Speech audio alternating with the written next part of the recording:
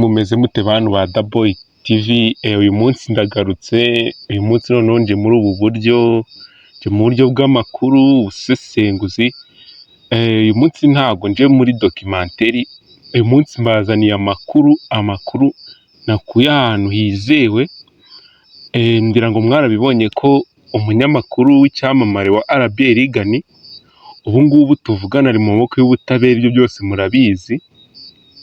Abantu benshi rero hari ibintu bakomeje kwibaza, ariko urebye iki ni nacyo abantu benshi bari kwibaza, ese Regan ubundi arazira iki? Ibyo ashinjwa nibyo? Uyu munsi rero nagiye nshaka amakuru ndayegeranya yose. Uyu munsi ndaje nje kubabwira ukuntu uyu munyamakuru Regan arengana, ukuntu ari kuzira ibyaha bitari ibye, ibyaha byakozwe n'abandi akaza kubigwamo wewe atarabikoze, ahubwo ari uko yaje muri iyo kesi, ko nawe ari mu bantu bari muri abo bantu muri iyo groupe, ariko we akaba arengana. Gusa amakuru yizewe aravuga ko yagambaniwe, arengana, kandi ko abantu bamwe bafite ubushobozi bwo guhindura amategeko uko bishakiye bitewe n'amazina bafite, bitewe n'imyanya barimo, bitewe n'amafaranga bafite. Urabyumva, uyu mwana Regan akaba ari mu munyururu, akaba ari kuntera azira ibyo atakoze, ahubwo azira iby'aba bantu nyine bakomeye bafite izina rinini bakoze.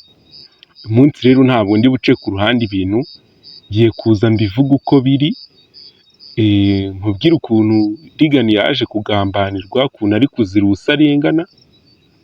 Icyo nagusaba we kora subscribe kugira ngo ibiganiro nk'ibi ngibi tubanamo umunsi ku munsi ntibizajye bigucika, kuko hano kuri Daboy TV tunyuzaho ibyegeranyo, tunyuzaho amakuru agezweho, amakuru y'ubucukumbuzi utapfa gusanga ku zindi channel. So biba byatuvunnye ariko turagerageza.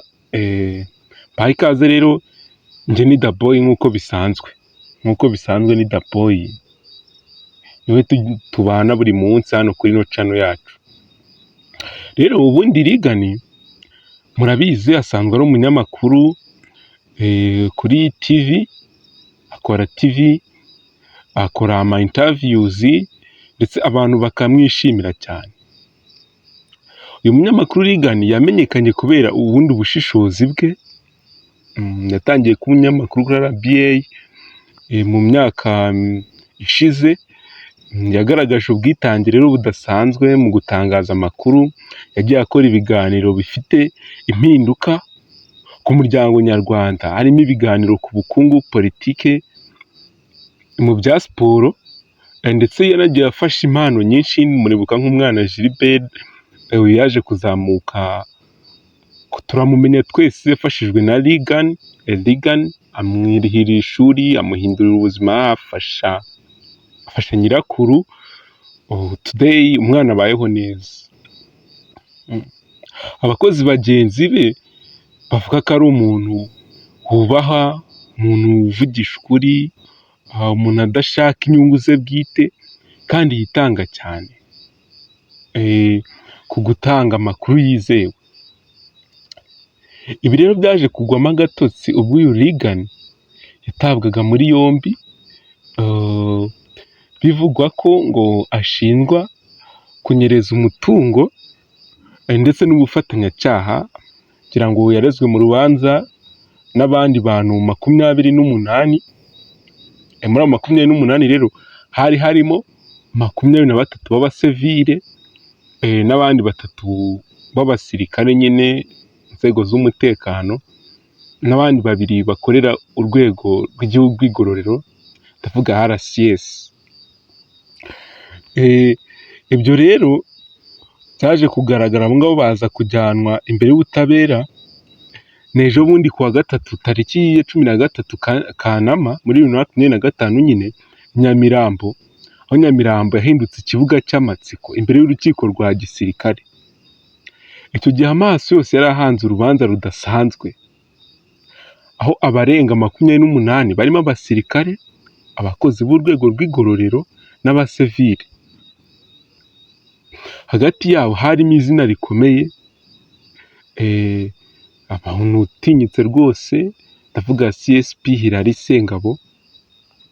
Ni urubanza ruvuga ko ibyaha bijyanye n'amatike y'indege, undi n'amatike y'indege, aho APRFC na Minisitiri y'Ingabo, ariko aya matike y'indege bivugwa ko ngo baje kuyatanga, umuntu bakamuha amafaranga itike, bakandikaho amafaranga makeya, noneho ahubwo kuri ayo mafaranga y'itike, nimba tuvuge wari ugenewe miliyoni wenda 5 z'itike, bakakwandikiraho 1 miliyoni, andi yose akajya hehe? Akajya mu mifuka y'abayobozi. Ibyo bintu urumva si Regan Rugaju wagiye nk'umunyamakuru waba waragiye gukora izo trick n'ubwo butiriganya? Niyo mpamvu ubona muri iki kirego hajemo n'abakozi ba Rwandair. Icyabaye ni iki? Ibyo bindi ngo ndabivuga gutera, nibyo bindi ariko abanyarwanda baca umugani ngo abagabo bararya imbwa zikishyura. Ibi nibyo byabaye kuri Regan n'aba bavugizi w'abafana ba Peri, bano barimo rwose, bano banyamakuru basanzwe ndetse n'abafana. Ibyo bintu barimo bameze nk'abari kuryozwa ibyo batazi, ibyo batakoze, ariko kubera ko biri kubagarukaho nyine, bo amakosa yakozwe ari kubagerekwaho, ariko mu by'ukuri ntago ari bo babikoze. Ngira ngo mu rukiko mwabonye ko hari umunyacyubahiro umwe tutari buvuge izina, wasabye ngo kutaburana ku munsi w'urubanza, ariko mu gusaba kutaburana kwe bikavugwa ko urubanza ari we ruherereyeho, ibintu byose ari we ubyihishe inyuma. Ariko we yaravuze ati njyewe mfite ikibazo, ndarwaye, mundeke, urukiko ruramureka avamo. Abasigaye rero kuburana nabo birabakomerana kuko baravuga ngo uru rubanza uyu muntu niwe ruhereyeho. Ngira ngo mwaranabibonye ko urubanza rwashyizwe mu muhezo, itangazamakuru bararisohora, ariko njye amakuru nikurira ku ruhande bivugwa ko ubundi aba bana Regan Rugaju n'aba bafana bandi n'abahagararira abafana bari kumwe, bo bari kurengana bashaka abana barekura bakitahira, kuko izi ni kese zibarenze zo muri APR mu buyobozi mw'imbere, ku bantu bakina amadira. Urukumva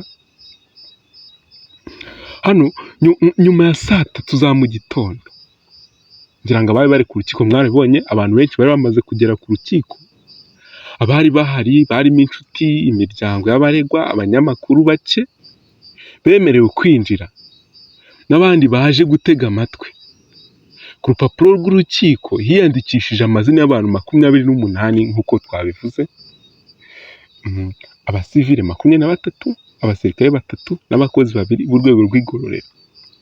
Mu baregwa harimo n'abanyamakuru b'imikino bagiye mu Misiri bakurikiye ikipe ya APRFC mu mukino wahuje Pyramid FC, hari n'abakozi ba Rwandair n'abahari abavugizi b'abafana ba Peri.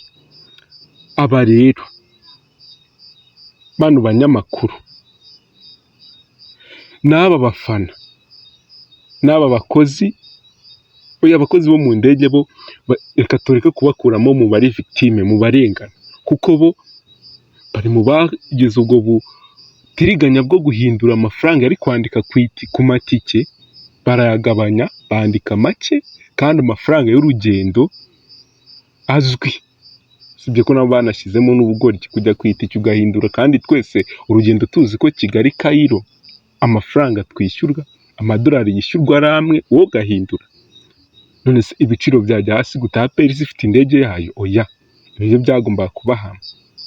Rero aba banyamakuru n'aba bafana bagiye muri iyi kese, bo bararengana.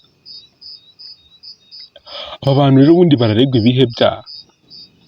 Ubushinjacyaha buvuga ko abantu bose bafatanyije mu kwakira no gutanga ku bw'uburiganya inyandiko utemerewe no gukoresha umutungo wa leta mu nyungu zitagenwe. Ibi bivugwa ko amatike y'indege y'urugendo rwa PRFC yishyuwe yifashishijwe konti ya Minisitiri y'Ingabo mu buryo bunyuranyijwe n'amategeko. Aha itegeko rivuga ko byibura igihe umusivile akoranye icyaha n'umusirikare, inkiko za gisirikare arizo ziburanisha dosiye. Ngira ngo niyo mpamvu mwarabibonye nyine ko n'aba ngaba ariho bagiye kuburanishwa mu rukiko rwa gisirikare. Abantu benshi bakibaza ati bano basivile ko bagiye kuburanishwa mu rukiko rwa gisirikare, impamvu ni iri tegeko nyine. Iyo ukoranye icyaha n'umusirikare nawe uburanishirizwa mu rukiko rwa gisirikare. Niyo mpamvu uyu Reagan n'aba bagenzi be nabo bazanywe mu rukiko rwa gisirikare, baza bambaye imyenda y'icyatsi, mu gihe abasirikare bari bambaye imyenda y'akazi nyine, nabo muri RCS bambaye imyenda y'akazi, abandi basivile bo baza bambaye iki? Baza bambaye icyatsi. Ahangaha rero bivugwa ko ahangaha, reka nsobanure nsubire hejuru neza ku byaha bari kuregwa: kwakira no gutanga ku bw'uburiganya inyandiko utemerewe. Bo bari kuzira kwakira, kuba barabahaye iyo tike iriho amafaranga atariyo bakayakira, ariko ahangaha ugahita ubagarukira. Impamvu babarenganya ni iki? Wari kujya kuburana ngo uko mumpaye ngo tike iriho amafaranga atariyo, ushobora gusanga wenda baratekereje ati twe babakaturiye, cyangwa se ni ugufasha, ni igihugu APR igiye guserukira igihugu, wenda habayeho kugabanyirizwa n'iki. Urumva nk'umunyamakuru ibyo ntabwo wajya kubitindaho ngo ujye guhamagara hejuru ngo bigire intambara cyane ko bo bari bamaze no gushyuha mu mutwe, bamaze kwishyiramo match. Nicyo kintu bafocusingagaho, nicyo kintu bapayingagaho attention. Ariko iri tegeko nyine rirabahama kuko bakiriye nyine bakiriye izi nyandiko nyine zitemewe, ziriho ibitari byo.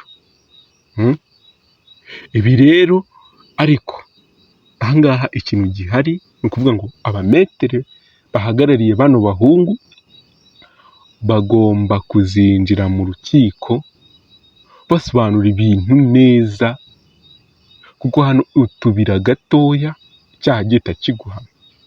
Bagomba kuzaza bakavuga ko nta mwanya wigeze utangwa wenda mu rugendo rwo gusuzuma amatike, ariyo mpamvu, kandi ko ndakeka ntawe.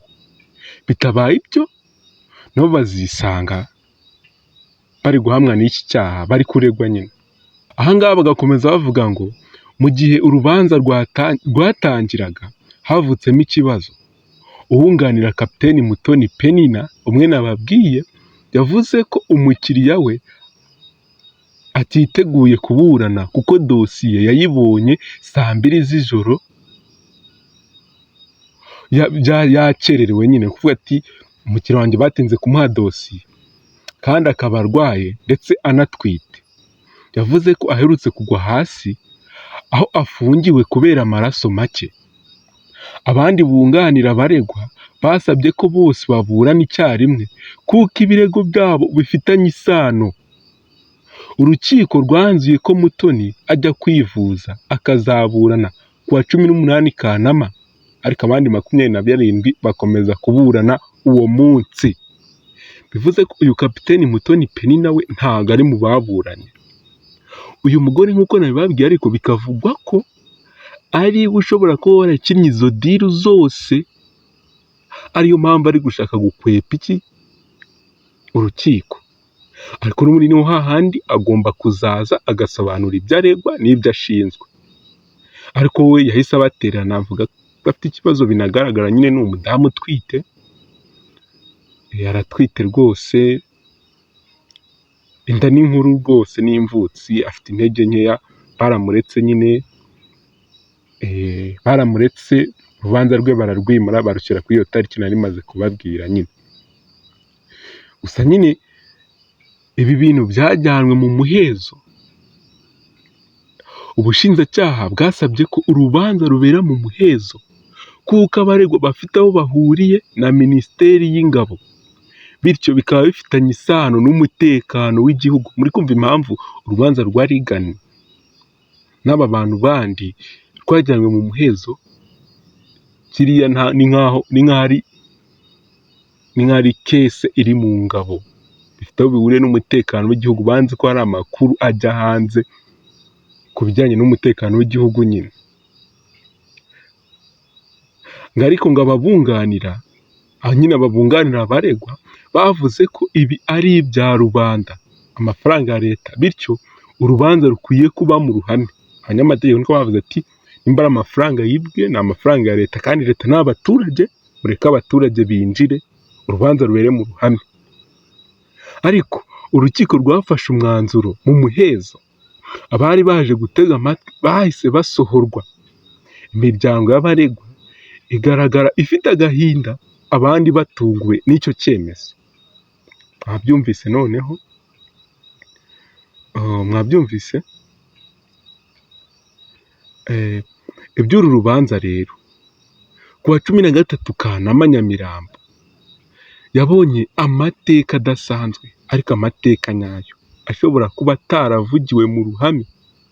Mu minsi iri imbere, igihe urubanza ruzakomeza, benshi bazaba bategereje kumva niba aya mazina akomeye azasobanura, cyangwa niba aya mabanga azahora mu rukiko rufunze ntitumenye uko bimeze. Ariko bakabivuga bakagira, barekura umuhungu wacu Regan Rugaju, ararengana, ni umunyamakuru, we yahamagawe nk'umunyamakuru ugiye gukurikirana ikipe igiye hanze, itike bamuhaye ibyari biriho ashobora no kuba ataragize umwanya wo kubisoma ngo amenywe ati hari hangahe byagenze gute. Urumva izo trike zabaye we ntazazi, habaye ibintu byinshi aba bana ntabyo bazi. N'aba bafana ndakeka Rujugiro se wagiye kuvugana n'abantu bo muri Rwanda ngo mukate amatike mugire gute, mukora amanyanga. Ahangaha icyo nemeza ntashidikanya nuko byanze bikunze uyu Regan n'aba bafana bandi bagomba kurekurwa. Nibyo njye mpamya ngendeye ku cy'amategeko avuga, nabo nuko bagomba kuzisobanura n'uruhare rwabo muri ibi bintu. Bagomba kuzarekurwa. N'umukunzi wa Regan rwose humure, ntugire ikibazo kinini. Cyo nakwisabira, komeza aho dukurikirane kugira ngo ubutaha tuguhe amakuru mashya kuri uru rubanza ruri kuvugisha benshi. Kandi ukande subscribe, like, kandi nyine usharing iyi video kugira ngo ukuri kutavugwa kumenyekane. Murakoze cyane rero, njye ndi The Boy Fit, ninjye musore uri fit ubundi muri Kigali. Murakoze cyane.